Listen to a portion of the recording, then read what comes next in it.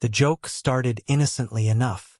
We were at a dinner party, the kind filled with forced laughter and lukewarm wine. Miriam, my wife of 10 years, leaned close, her perfume a familiar comfort. "I have a secret," she whispered, her eyes sparkling with mischief. I chuckled, playing along. "Oh yeah? Are you finally admitting you stole my last cookie?" She giggled, a sound that usually warmed me from the inside out. But this time, something felt off. No, something much bigger. A secret admirer, perhaps. She winked, and a chill ran down my spine, so subtle I almost dismissed it.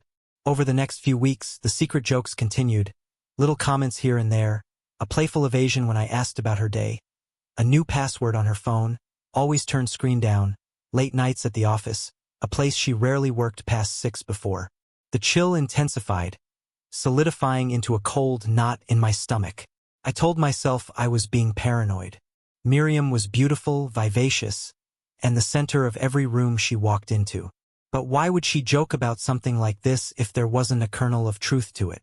The thought burrowed into my brain, festering. I hated the suspicion, hated the way it made me question everything. One evening, Miriam was in the shower, her phone buzzing incessantly on the nightstand. The knot in my stomach twisted tighter. I picked it up, my hand trembling. It was locked. But then I remembered we had a shared iPad for the kids, and Miriam, in a moment of carelessness, had left her Apple ID logged in. Using the iPad, I recovered her phone password. The moment I unlocked it, my world shattered. Texts, photos, a whole hidden life spilled onto the screen. The secret admirer was real. Alex, a colleague from her office, the one she'd innocently mentioned a few times. The messages were sickeningly sweet, declarations of love interwoven with explicit details of their affair. My breath caught in my throat, a choked sob escaping my lips. I spent the next hour in a daze, scrolling through months of betrayal, my mind racing, trying to reconcile the Miriam I knew with the woman on this phone. The shower stopped, and I heard her humming, oblivious to the storm brewing within me. I placed the phone back on the nightstand, face down, as if untouched. The following days were a blur of calculated calm. I needed a way to make them pay for shattering my life. I began gathering evidence, meticulously documenting every lie, every stolen moment. I even installed a keylogger on Miriam's laptop, uncovering even more sickening details of their affair. Plans for a weekend getaway, whispered promises of a future together. The confrontation I planned was meticulously crafted. I booked a table at the same restaurant where they'd had their first clandestine dinner, a detail gleaned from their texts. I invited Miriam, feigning a romantic anniversary dinner. Then I made another reservation an hour later under Alex's name. I knew from their messages that they planned to meet there after work. The night arrived, and I watched Miriam get ready, a hollow ache in my chest. She looked stunning, radiating an excitement I knew wasn't for me.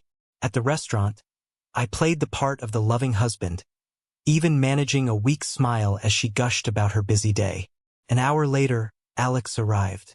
He looked smug, confident, oblivious to the trap he'd walked into. As he approached our table, a smirk playing on his lips, I stood up, my chair scraping against the floor. The sound cut through the restaurant chatter, drawing curious glances. "Alex," I said, my voice dangerously calm. "So good of you to join us." Confusion flickered across his face. Then fear. Miriam's eyes widened, her face paling. I held up her phone, the screen displaying their latest exchange. "I believe this belongs to you, Miriam. Or should I say, my wife?" The restaurant fell silent. All eyes were on us. Alex stammered, trying to explain, but the words caught in his throat. Miriam's carefully constructed facade crumbled. Tears streamed down her face as she mumbled apologies, pathetic pleas for forgiveness. I didn't want apologies. I wanted them to feel the same devastation they had inflicted upon me. "You lied to me," I said, my voice rising. "You betrayed me. You thought you could get away with it?" I pulled out a printout of their texts, scattering the pages across the table. "Here's your secret, Miriam, for everyone to see." The whispers started, the stares burning into them. Alex's face was ashen, his eyes darting around the room, desperate for an escape. Miriam's sobs intensified, her body shaking with shame. And you? I turned to Alex, my voice dripping with contempt. You knew she was married. You didn't care. You're a pathetic excuse for a man. I leaned in close, my words a venomous whisper. I hope your wife enjoys reading these. I dropped another set of printouts, these detailing their affair directly onto his lap. The scene that followed was chaotic. Alex scrambled to gather the papers, his face a mask of horror. Miriam's cries echoed through the restaurant. The manager appeared, trying to defuse the situation, but the damage was done. Their world had crashed down around them, a spectacle of their own making. I walked out, leaving them amidst the wreckage of their lies. The satisfaction wasn't the sweet revenge I'd imagined. It was hollow, a bitter echo of the love I'd lost. The following months were a blur of legal proceedings, the finality of divorce papers a stark reminder of what had been. There was no grand reconciliation, no dramatic forgiveness, just the quiet unraveling of a life I thought I knew. I moved out of our house, the memories too painful to bear. I started over, slowly rebuilding my life, piece by broken piece. The pain lingers, a dull ache that reminds me of what I lost. But in the quiet moments, I find a strange sense of peace. I faced the betrayal, exposed the lies, and walked away with my dignity intact. The scars remain, but they are a testament to my strength, a reminder that even in the darkest of times, we can find the courage to rise again.